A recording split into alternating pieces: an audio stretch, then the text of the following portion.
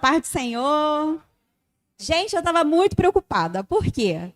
O culto não estava acontecendo de um jeito, até a Natália cantar, que não estava casando nada com a palavra. E eu sou aquelas crentes que eu fico buscando sinal, sabe? Ficar, não, vai ter um sinal durante o culto para confirmar essa palavra.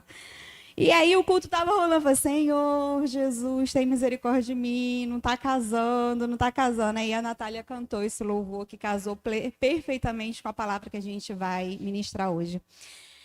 Antes da gente entrar na palavra, eu queria falar uma coisa com vocês. Eu até conversei com o pastor Alexandre essa semana sobre isso. Chegou muita gente nova aqui na igreja, né? Quem chegou aqui no último ano, levanta a mão assim para mim, por favor. No último 1 ano. Quem chegou aqui? No último 1 ano na igreja. Muita gente chegou na igreja e uma das coisas que a gente observa é que muitas dessas pessoas que chegaram na igreja nesse último ano, nesses últimos 2 anos, na verdade, né, pastor? Muita gente se vê com um chamado para ministrar a palavra. E, irmãos, isso não é errado, tá? Você olhar e você achar que você faz bem alguma coisa, isso não é errado. Né? Se você olha e você identifica que você tem capacidade de estar em cima de um púlpito e levar a palavra, ok. O que a gente percebe um pouco é o despreparo das pessoas, né? Algumas pessoas parecem que sobem no púlpito para poder trazer a palavra de uma forma, assim, totalmente despreparada. E isso, irmãos, não é interessante. Porque quando a gente vai fazer uma prova, a Bia está fazendo vestibular, não tá? Bia, você estudou só na semana? Não é só na semana. Agora eu fico me perguntando por que quando a gente vai tratar algumas coisas, algumas áreas da nossa vida, a gente se prepara por tanto tempo, mas quando é para alguma coisa dentro da obra de Deus, a gente faz de qualquer maneira. A gente pega a Bíblia 1 semana antes da palavra, a gente pega a Bíblia às vezes 2 dias antes da palavra.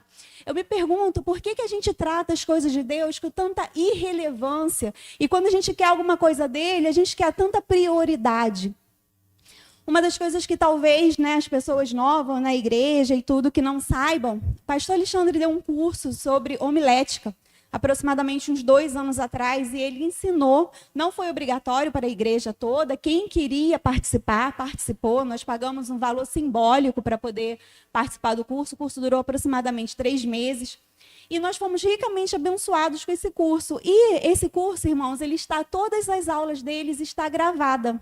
Se você tiver interesse antes de falar isso com a igreja, eu conversei com ele essa semana, se você tiver interesse de aprender a pregar, de descobrir como é que se faz, o que precisa fazer, procura o pastor Alexandre, sabe? Não pense que vai ser de graça, irmãos, porque em lugar algum você faz um curso de homilética de graça. E não vai ser aqui, para o pastor da nossa igreja, que a gente vai chegar e chorar uma miséria para conseguir alguma coisa de graça dele. Mas certamente, da mesma forma que ele fez conosco na época do curso, que ele cobrou um valor simbólico, ele vai fazer a mesma coisa com você e você vai sair tremendamente abençoado e vai ter a oportunidade de, quando receber uma oportunidade de pregar, estar mais bem preparado. Porque particularmente, eu acho que nós pecamos muito nessa área, de levar as coisas de Deus de uma forma muito de qualquer maneira. Vim cantar, não ensaiar, vim pregar, não se preparar. Vou falar para vocês que eu fiz o curso com o pastor Alexandre, eu acho que eu não faltei nenhuma aula dos 3 meses, eu acho. Se eu faltei, foi porque realmente não deu para vir. Mas agora, nessa mensagem que eu vou ministrar hoje, eu voltei a estudar. Busquei no YouTube aulas sobre, né, geralmente, né, eu busco fazer muito semelhante ao pastor Alexandre, né, que ele faz uma exposição do texto. E o que o Senhor colocou no meu coração hoje não foi uma expositiva, mas sim uma temática. E eu não me lembrava como é que era essa questão da temática. Fui lá no YouTube, pesquisei, vi como é que se montava. Porque eu, de maneira nenhuma, irmãos, posso querer que Deus me dê o melhor a partir do momento que eu entrego qualquer coisa para Ele. Eu acho que até vestes a gente tem que tomar muito cuidado. A gente não vai... Rodrigo é advogado. Se coloca na frente de um juiz de qualquer forma, mas dentro da igreja, na casa do Senhor, do Rei dos Reis, Senhor dos Senhores, o justo juiz, a gente esquece de colocar de qualquer maneira. Então, acho que tudo isso fica uma grande reflexão. Né? Se prepare para aquilo. O pastor Alexandre usa uma palavra chamada interregno, né? Então, nos interregnos da vida, você teve uma oportunidade hoje, daqui até a próxima, se prepare para que quando você for na próxima, você esteja um pouco melhor. Seria muita audácia da nossa parte achar que nós estaremos perfeitos. Pastor Alexandre, o senhor prega há quantos anos? Quase 20 anos. O senhor já sabe tudo, já prega perfeitamente? A gente jamais pregaremos. Mas eu te convido a começar a melhorar para poder entregar algo bom para o Senhor. Amém? Bem, irmãos, hoje nós vamos falar um tema. O tema de hoje é Montes e Vales. E foi uma palavra que o Senhor colocou no meu coração. E vou estar lendo em 1 Reis, capítulo 20, versículo 28. E a versão que eu vou estar lendo vai ser na Almeida Contemporânea. Eu vou isolar alguns versículos hoje, irmãos, para a gente não perder muito tempo, mas eu convido vocês a, durante a semana, ou até mesmo hoje, lerem esses textos que a gente vai estar mencionando aqui, para vocês conferirem se eu estou falando a verdade para vocês quando eu for contar a história do texto, combinado? Então, 1 Reis 20, 28, na Almeida Contemporânea, diz assim. Só está procurando ainda, né?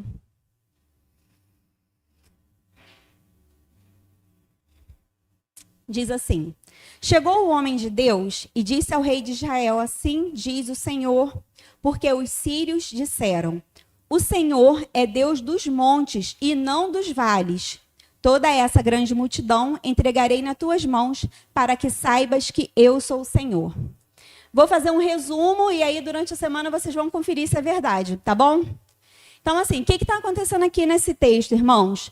O povo de Israel havia guerreado contra os sírios no monte e os sírios haviam perdido a guerra. Mas aí qual foi a lógica dos sírios? Não, olha, o povo de Israel venceu porque o Deus deles é Deus de monte. Vamos trazer eles para o vale, guerrear aqui embaixo, porque aqui embaixo eles vão perder, porque o Deus dele não é Deus de vale, ele é só Deus de monte. E aí o Senhor é um Deus que tudo sabe e tudo vê, concordam? Deus ouviu essa história lá no vale, no meio dos sírios. E aí o que o Senhor fala? Ele chama o profeta e fala assim, olha, eles estão dizendo que eu não sou Deus de vale. Então vocês podem ir guerrear, porque eu vou dar eles na mão de vocês. Então esse é o quadro que está acontecendo aqui. E aí eu gostaria de iniciar essa mensagem falando sobre uma coisa que para mim ficou muito perceptível e eu queria ver se vocês concordam comigo. Vocês concordam que os sírios foram maus perdedores? Sim ou não? Ó, eles viram e falam assim, eles venceram porque o Deus dele é de monte, não de vale. Vamos trazer ele para baixo. Vocês acham que os sírios foram maus perdedores? Sim ou não? Sim. Irmãos, o que acontece? Muitas das vezes nós agimos como os sírios. Nós perdemos e aí nós tiramos a vantagem do outro. Eles disseram que eles tinham perdido a batalha não porque o exército de Israel era melhor, não. Era porque o Deus de Israel era Deus de monte e que poderia levar eles para o vale porque no vale eles venceriam. Sabe o que acontece? Eles perdem no vale, porque Deus, ele é Deus de monte, Deus de vale. Deus é Deus de monte, Deus de vale, exatamente. Bem, eles planejam uma revanche contra o povo de Israel, porque, segundo eles, Deus não iria intervir no vale. E eu fico pensando, sabe, irmãos, quando eu estava preparando essa mensagem, quantas das vezes nós não agimos como os sírios, somos maus perdedores. Todo mundo concorda que a gente tem embates na vida cotidiana? Seja com o marido, com o filho, no trabalho, na igreja, em qualquer lugar. Desavenças, desentendimentos, né? E aí eu fico pensando, muitas das vezes, como a gente não age como os sírios.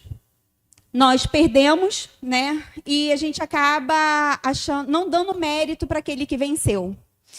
E ainda que isso seja uma verdade, eu acho que nós como igrejas, precisamos começar a ter uma mentalidade bíblica.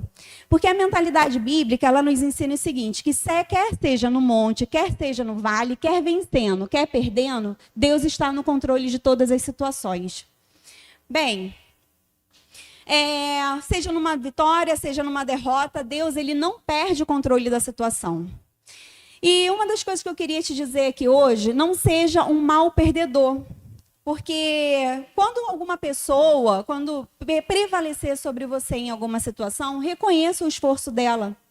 Às vezes a gente olha e fala assim, fulano só conseguiu isso porque bajulou o chefe.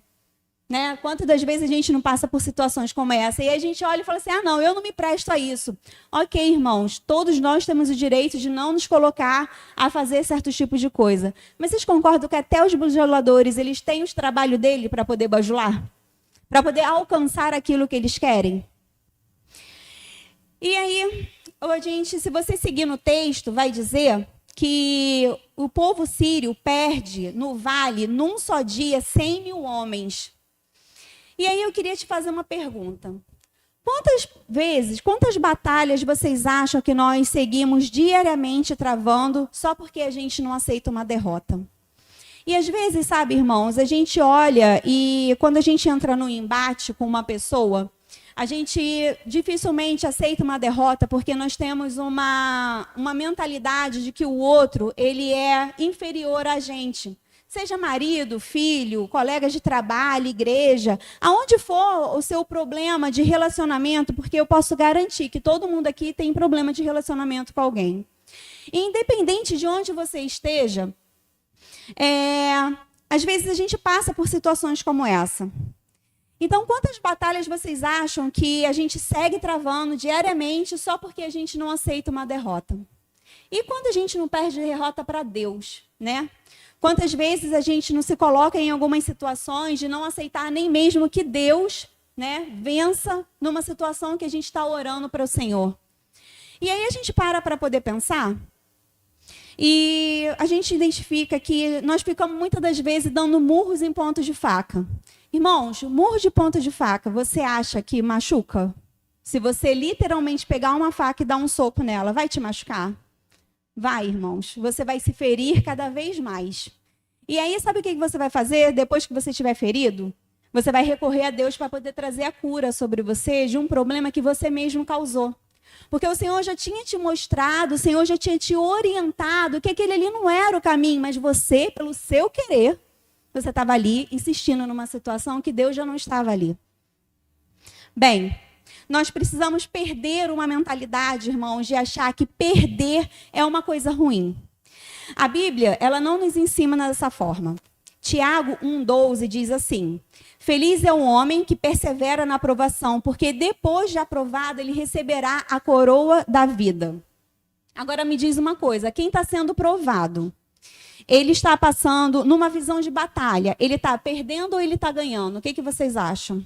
Perdendo ou ganhando, irmãos? Perdendo? Sim ou não? Vou ler o versículo de novo. Feliz é um homem que persevera na aprovação, porque depois de aprovado, ele receberá a coroa da vida. Quem está sendo provado, ele está perdendo ou ele está ganhando? Perdendo, irmãos. Só que nós só queremos ganhar. O nosso problema é que a gente quer vitória sem luta. A gente só quer as vitórias e não existe uma narrativa bíblica de Gênesis até Apocalipse onde diga que a gente só vai vencer. Bem, o tema dessa mensagem de hoje é montes e vales. E o que eu queria deixar bem claro para vocês aqui nessa noite é que Deus, ele é Deus de monte, mas ele também é um Deus de vale.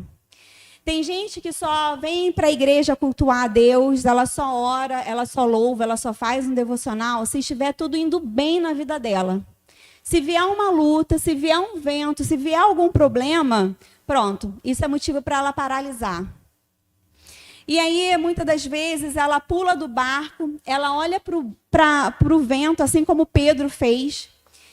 E aí vocês concordam comigo que quando a gente olha para o vento, a gente se impossibilita de viver o sobrenatural no Senhor? Porque às vezes Deus ele pode ter algo muito grande para a sua vida, mas você está olhando para o vento.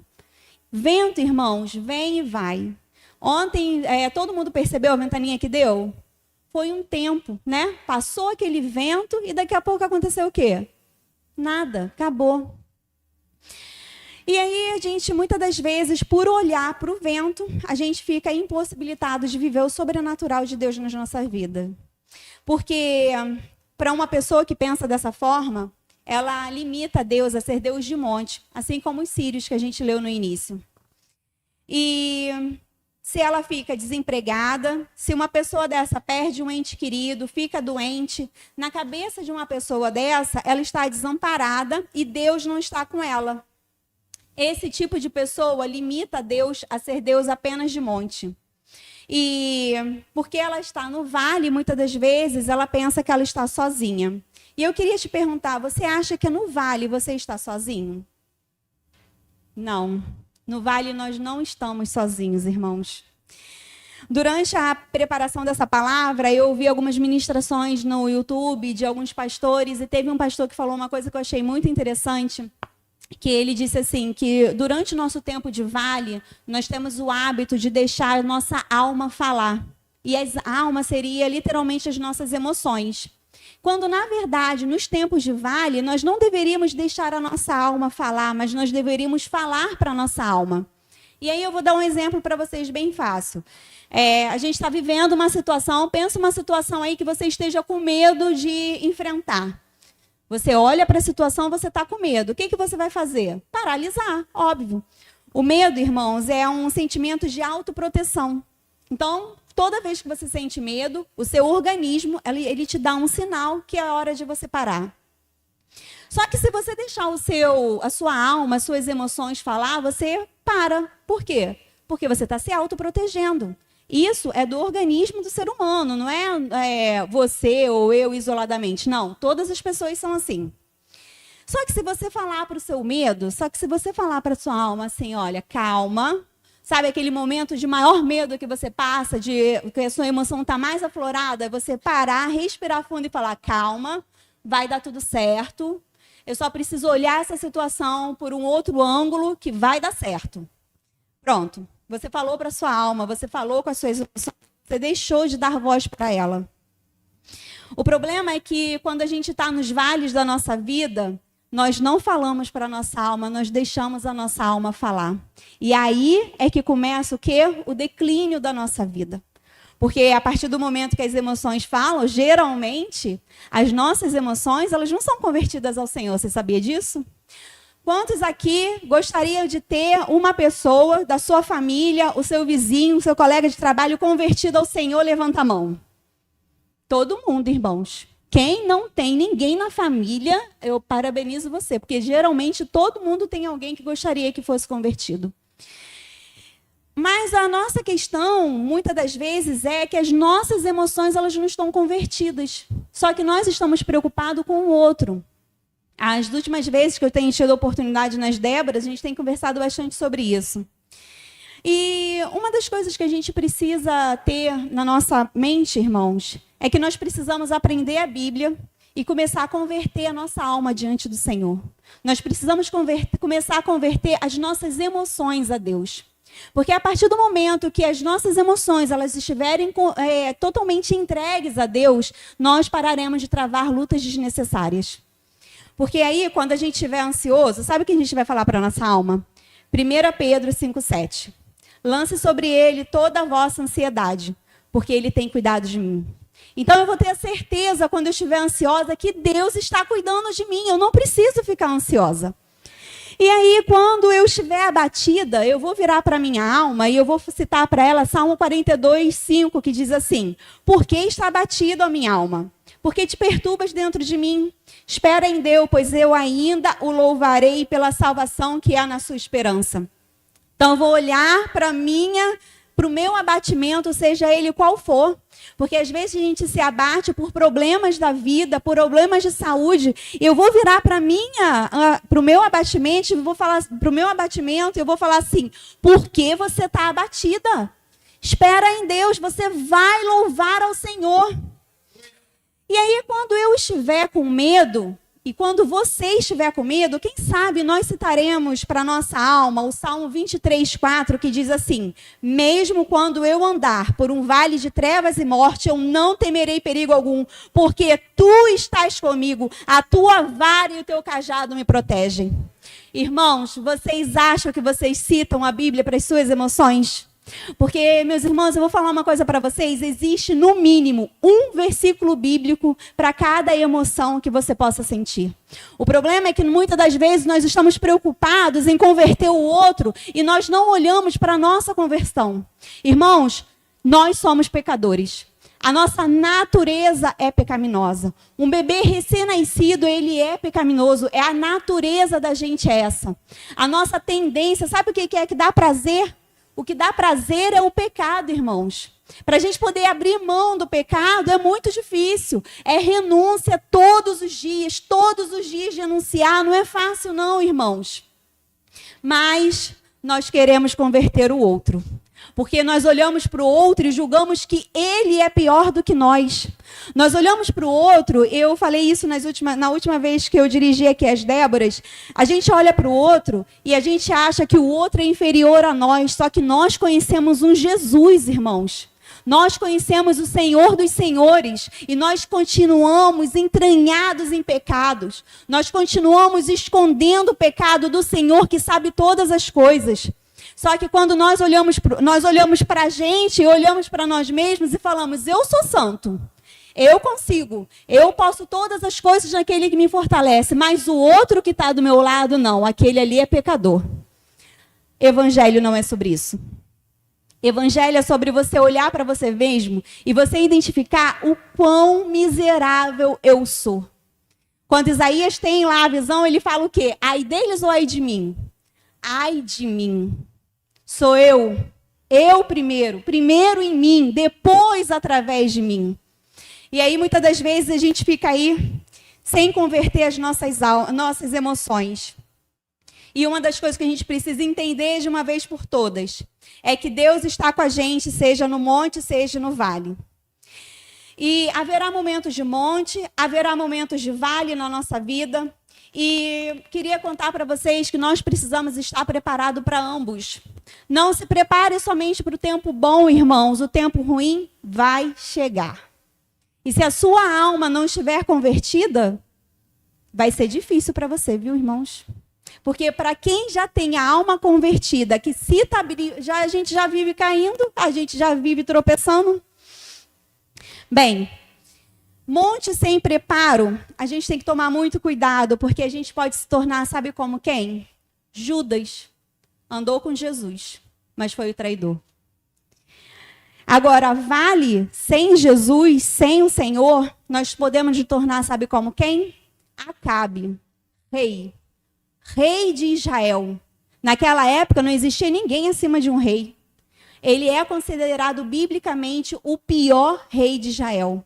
Ele começou mal e ele terminou mal o reinado dele. Sabe por quê? Porque ele estava sem o Senhor na vida dele. Nós usamos muito uma frase aqui na igreja e eu adaptei ela para a noite de hoje. A gente costuma dizer aqui que o nosso pecado não nos define, certo? Queria convidar vocês a repetir uma frase adaptada por mim.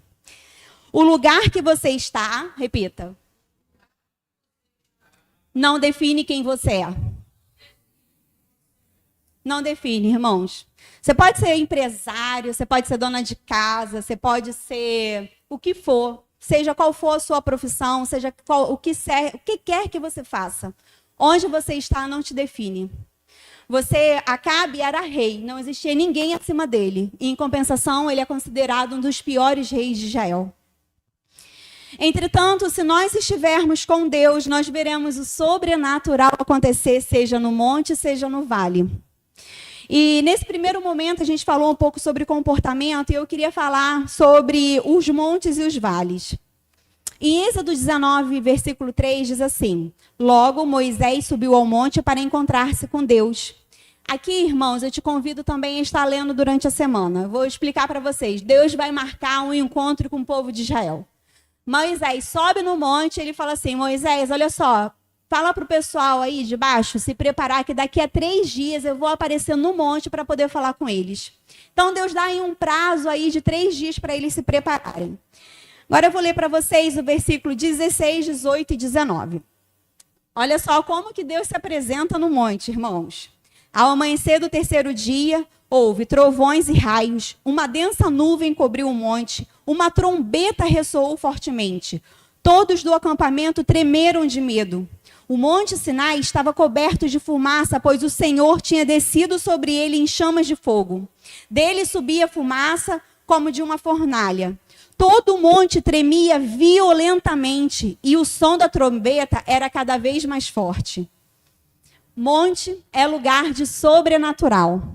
E eu tenho certeza que se eu perguntasse para cada um de vocês poderia dizer em um determinado momento da sua vida que Deus agiu sobrenatural na sua vida. Elias e o profeta de Baal, no Monte Carmelo, 1 Reis capítulo 18, foi um verdadeiro milagre e demonstração do poder de Deus.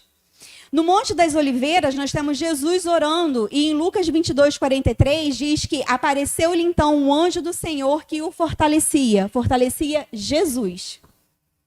Bem, tempos de monte reflete momentos sobrenaturais na nossa vida. Há uns anos atrás, na igreja que eu me converti, eu passei por uma experiência que eu queria contar para vocês. Eu fiquei até um pouco temerosa, mas Deus, né? Porque experiência, irmãos, deixa eu até contar uma coisa para vocês aqui. Experiências, a pregação não é sobre a minha experiência, ela só vai fazer parte do contexto aqui que eu vou contar para vocês, tá? E teve há uns anos atrás, na igreja que eu me converti, nós íamos fazer um culto evangelístico na praça, eu morava lá no Rola, e a minha igreja era de lá. E nesse culto evangelístico, nós ficamos nos preparando a semana toda para o culto, e aí seria um sábado à tarde. Calhou que no dia choveu. Foi tão frustrante, sabe, irmãos? A gente tinha se preparado a semana toda, um preparo espiritual para poder fazer um culto evangelístico, choveu. Aí o pastor da igreja virou para a gente e falou assim, olha, para a gente não cancelar o trabalho, já que está todo mundo preparado, o ministério de louvor, o pessoal do grupo de oração tinha feito o propósito a semana toda, falou assim, não vamos cancelar, vamos fazer dentro da igreja. Irmãos, eu vou falar para vocês assim, de verdade, até hoje, eu vou dizer para vocês que eu busco viver o que eu vivi naquela tarde. Houve um momento daquele culto em especial que a presença de Deus ela era tão densa, ela era tão impactante que nós não conseguimos ficar em pé. Sabe uma situação assim, nem quem estava sentado no banco conseguia ficar sentado. O Ministério de Louvor, eles tocaram uma música que nem eles mesmos sabiam. Quando terminou o culto, era unânime, a presença de Deus e a forma com que Deus fez. Eu lembro de uma coisa que para mim foi muito, chegou a ser um pouco engraçada, que o baterista da igreja virou e falou assim, olha, a gente sempre sabe o que a gente está fazendo, certo, Mateus? Eu não tinha consciência, a presença de Deus estava de uma coisa que eu não tinha consciência de como eu estava batendo na bateria. E eu lembro que ficou todo mundo brincando, zoando ele, e falou assim, poxa, se pegou você, pegou todo mundo mesmo. E aí, sabe, irmãos, às vezes, eu vou falar uma coisa para vocês. Eu lembro dessa tarde com uma alegria tão grande no meu coração, que talvez quando eu conte, eu lembro de tanta riqueza de detalhe, eu de vez em quando conto desse dia para o Rodrigo lá em casa, sobre algumas coisas que aconteceram naquela tarde, que eu busco viver isso novamente, sabe? Quem sabe até mais do que isso, né? Porque Deus, ele realmente pode nos surpreender com a presença dele. E talvez eu contando para vocês, vocês achem que essa situação aconteceu aproximadamente uns 5 anos atrás, 10 anos atrás. Na verdade, isso aconteceu na minha vida há 20 anos atrás, irmãos. Há 20 anos eu lembro dessa tarde com uma alegria e com uma esperança de poder viver aquilo novamente, que isso alimenta a minha alma e a minha busca pelo Senhor. E uma coisa que eu queria dizer para você, eu contei para você a minha experiência de algo sobrenatural que eu vivi no Senhor. Mas pode ser que você experimente também tanto algo sobrenatural na sua vida espiritual, como na sua saúde física, no financeiro, no seu trabalho, na sua família, em algum tipo de provisão enviado pelo Senhor. Porque o sobrenatural, irmãos, ele só pode ser reconhecido pela fé. E sem fé, irmãos, é impossível agradar a Deus, porque a fé é a certeza daquilo que nós esperamos e a prova daquilo que não vemos. Eu não sei qual foi o seu tempo de monte, eu não sei se você está vivendo hoje um tempo de monte, mas uma coisa é certa, irmãos, todo mundo aqui já passou por um momento assim, ao qual olhou e viu Deus agindo na sua vida. Agora existe uma curiosidade sobre o tempo de monte que eu queria começar a falar aqui com vocês agora, que é o seguinte: por melhor que o tempo de monte seja, ele acaba. Por melhor que o tempo de monte seja, por melhor que você esteja vivendo o sobrenatural de Deus na sua vida, isso vai terminar. E aí eu queria falar com você um pouco sobre o tempo de vale nas nossas vidas. Falou de vale, para mim, Bíblia é Ezequiel 37. Então, vamos lá. Ezequiel, capítulo 37, versículo 1, diz assim: A mão do Senhor estava sobre mim, e por seu espírito ele me levou a um vale cheio de ossos. Bem, eu queria te perguntar uma coisa. Um vale cheio de ossos te passa uma mensagem de morte ou de vida? O que vocês acham? Morte ou vida? Um vale cheio de ossos. Morte. Bem, nós vemos que o Senhor pega o profeta. O Senhor pega o profeta e ele leva para um vale cheio de ossos. Bem, ele não somente via a morte, mas ele sentia a morte e ele ouvia sobre ela.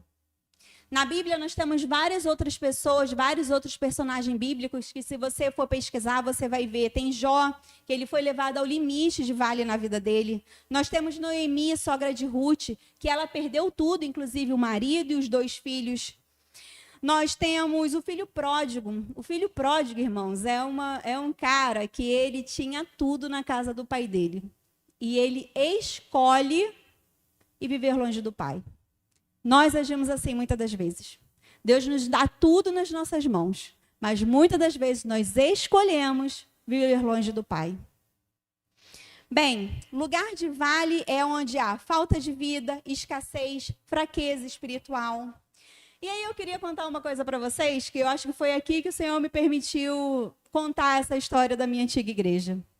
Bem, eu contei para vocês, né, sobre uma tarde que eu tive a oportunidade de viver algo, né, espiritualmente assim, muito grande no Senhor. E aí, sabe o que acontece, irmãos? Depois dessa tarde maravilhosa que eu conto ela assim, super feliz, eu caí no mínimo 20 vezes. E quando eu falo 20 vezes, irmãos, eu estou sendo muito legal. Porque se eu já tenho mais de 20 anos que eu estou nessa caminhada, eu teria que ter caído somente uma vez por ano. E, sem dúvida nenhuma, eu não caí em pecado uma vez só no ano. Então, irmãos, por mais que a gente tenha experiências sobrenaturais no Senhor, por mais que Deus supra as nossas necessidades, sempre vai acontecer alguma coisa que vai nos encaminhar para o vale. Porque no vale é que a nossa fé é provada. E eu queria dizer para você que nós precisamos aprender a adorar a Deus no vale. Lembra que eu falei para vocês sobre Elias? Na verdade, Elias na caverna, em 1 Reis 19, Deus fala com ele uma coisa que assim, mexeu muito comigo o dia que eu entendi isso. Quando Deus vira para Elias, ele fala assim: o que você está fazendo aqui, Elias? E muitas das vezes, quando a gente vai citar esse versículo, a gente cita como se Deus virasse para ele e falasse assim: o que você está fazendo aí? Como se fosse uma acusação. E Deus, na verdade, ele não está acusando Elias, ele está indagando Elias, ele está falando assim: o que você está fazendo aqui? É interpretação de texto básica, irmão. Aonde Deus estava? Dentro da caverna, junto com Elias. Elias nunca esteve sozinho dentro da caverna, o Senhor estava lá dentro.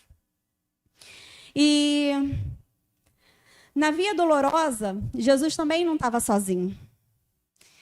Jó também, em toda a caminhada dele, ele também não estava sozinho. E a gente precisa começar a permear isso no nosso coração.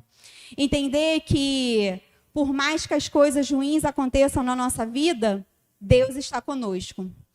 Eu citei para vocês que Lucas 22, né, que Jesus estava no monte orando. Sabe o que acontece com Jesus em Lucas capítulo 23? Crucificação. Mas nós não queremos vales. Eu citei para vocês aqui, eu queria falar para vocês aqui, no capítulo 18 de 1 Reis, Elias está numa batalha com os profetas de Baal.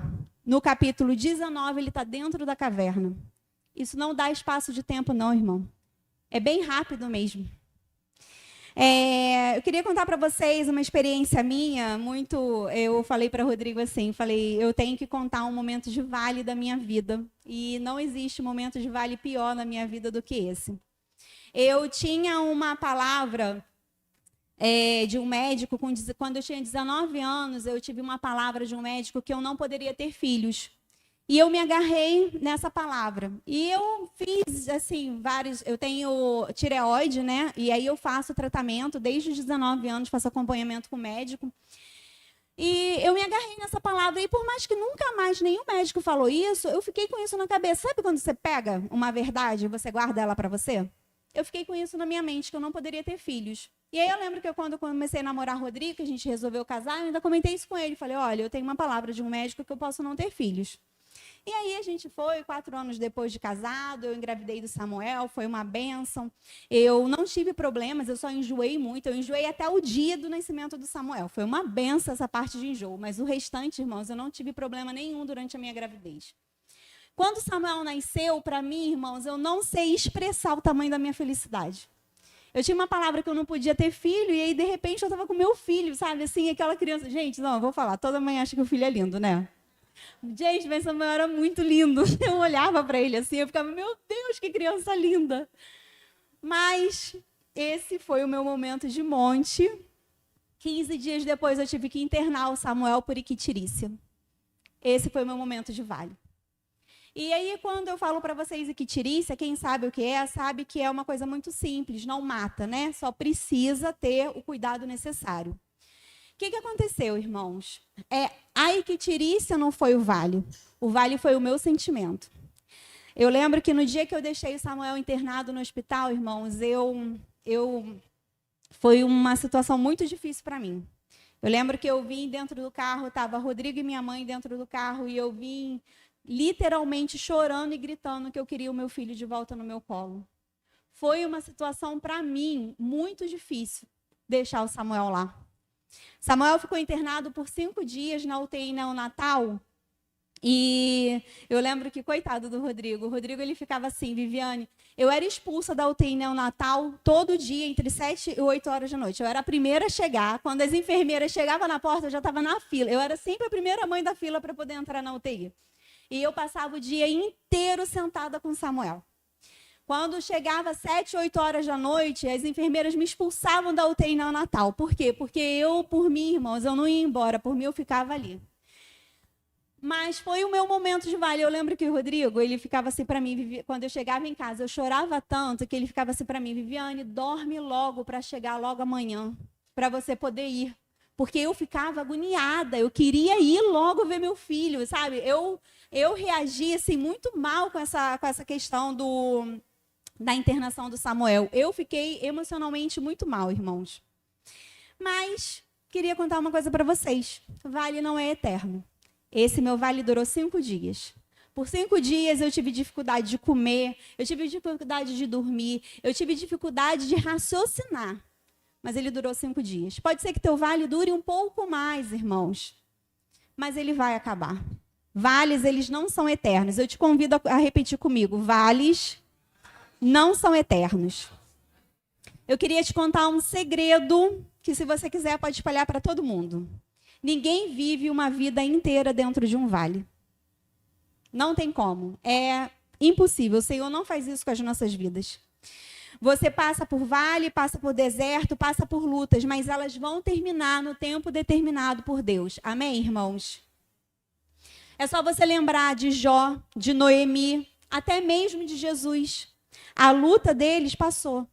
E aí eu queria te perguntar uma coisa. Quando a sua luta passar, qual vai ser o seu testemunho? Vai ser um testemunho de vitória ou vai ser um testemunho de derrota? Como que você vai contar quando você terminar essa fase que você está passando? Você vai, durante esse vale, você vai murmurar, sair do sério, se revoltar, chutar balde? E aí eu queria te contar uma coisa. Se você tiver esse tipo de comportamento, pode ser que o seu vale demore um pouco mais a passar. Então, irmãos, eu quero te convidar a ser grato até pelo vale. Bem, concluindo aqui, irmãos, nós vemos que existe um padrão de altos e baixos na vida de todos os cristãos. E não somente de cristãos, tá, irmãos? das pessoas também que não são convertidas ao Senhor, também existem momentos assim para eles. E a gente vê que os profetas, até mesmo o Messias, passa por situações dessa forma. Mas nós queremos ter uma vida somente de vitória. Eu não estou aqui dizendo para vocês, irmãos, que você tem que desistir do seu filho, do seu marido, do seu trabalho. Não é isso. Eu só estou querendo dizer para você que vai haver momentos bons e vai haver momentos ruins na sua vida. Mas esses não precisam ser definidores da sua vida com Deus. Aprender a viver uma vida de adoração ao Senhor não apenas em culto ou em momentos específicos, mas aprenda a viver uma vida de adoração como um estilo de vida, no momento bom e no momento ruim. Se você for em um hospital, irmãos, e você vê uma pessoa com monitoramento cardiovascular, cardiológico, você vai ver um monitor do lado dessa pessoa e vai ter uma linhazinha ali dentro chamada linha da vida. Essa linha, ela sobe e desce. E enquanto ela está fazendo isso, significa que existe vida ali ainda. Bem, na medicina existe a possibilidade de morte cerebral. Isso significa o seguinte, o seu cérebro parou, e ele é que coordena tudo no nosso corpo. Os movimentos, o raciocínio, tudo. Mas o seu corpo ele ainda continua funcionando. Mas no coração, não. Se o seu coração parar, como diz o pastor Alexandre, game over. Acabou a história. E aí você para pensar, irmãos. A gente não deve ser grato pelos momentos de vale. Momentos de pico são ótimos, mas momentos de vale também nos faz crescer. E eu te desafio a agradecer pelas suas lutas. Quando você estiver nos montes, quando você estiver vivendo aquele momento de monte maravilhoso, desfrute desse momento, irmãos. Aproveite. Mas tenha na sua mente que vai chegar o momento do vale. E aí, quando chegar esse tempo, Jesus já nos disse que no mundo nós teríamos aflições. E quando o vale tiver puro osso seco na sua vida, nunca pense que Jesus te abandonou. Nunca. Ele não é desse. Ele não é um Deus que abandona você aonde você estiver. Não. Mas bote na sua cabeça uma coisa. Tudo que você está passando de ruim ou que você vier a passar de ruim, todas essas coisas aconteceram com os fiéis servos do Senhor no passado e até mesmo com Jesus. Porque às vezes a gente não aceita ser difamado, caluniado, maltratado, torturado. A gente não aceita. Mas Jesus aceitou. Se ele aceitou, ele não vai abandonar a gente no nosso momento ruim, meus irmãos. Quando você estiver no vale, lembre-se dos tempos de monte, porque a palavra ela já nos instrui a trazer à memória aquilo que pode nos dar esperança. Seja em tempo de monte, que é o sobrenatural da sua vida, seja no tempo de vale. Eu te convido a respirar fundo, ter calma, paciência, pois tudo tem seu tempo certo e essa fase que você está passando, ela vai ter fim. É apenas a linha da vida seguindo o seu curso. E independente da fase que você está passando hoje, eu queria te dizer uma coisa. Ela vai passar. E eu queria te convidar a praticar a tríade do cristão. Vocês já ouviram falar da tríade do cristão? Leitura da palavra, jejum e oração. Todo cristão precisa da tríade para poder passar, seja pelo monte, seja pelo vale. Porque monte, irmãos, sem Jesus, você pode se tornar Judas. E vale, sem Jesus, você pode se tornar como Acabe. Eu agradeço muito a minha oportunidade de hoje. Eu queria chamar a Renata, eu pedi a Renata para poder preparar um louvor para hoje. E eu gostaria de agradecer a oportunidade, em nome de Jesus.